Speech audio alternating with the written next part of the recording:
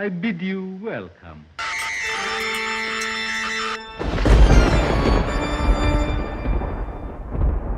Halloween 2 is one of many, many, many sequels to the all-timer that is Halloween. And I did not plan this out. I mean, I did plan it out, but I did not plan this out to come out in the same week that we're getting the final Halloween movie. I will believe it when I see it.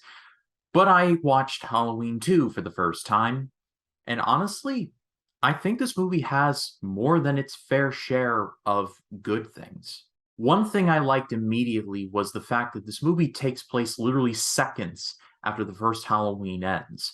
Like it literally it where the first movie ends with Dr. Loomis shooting Michael off of the roof and Michael seemingly running off into the night. That's when the movie begins. I love the continuity, and it's something that would be quickly dropped in the later sequels. Outside of the story and the score, John Carpenter has no involvement in this. Instead, it was directed by Rick Rosenthal. But he did a very admirable job. I like the direction of having this set primarily in a hospital. I've seen some complaints that people say that it restricts Michael Myers as to keeping him in one place instead of an entire neighborhood where he could be anyone. And I can understand where they're coming from, but overall, I like the idea. I like how it's Laurie and Michael, no one's going anywhere, and Michael's just killing hospital staff off left, right, and center.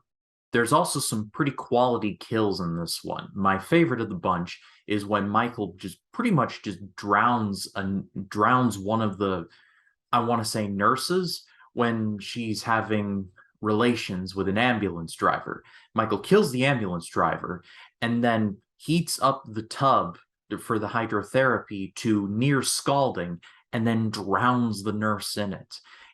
Donald Pleasance is, of course, excellent as Dr. Loomis.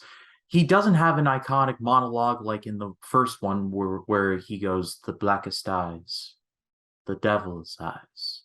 But he does a great job in conveying just the fact that this person, Michael Myers, is the embodiment of evil and should be feared and ran away from at all cost and must be stopped.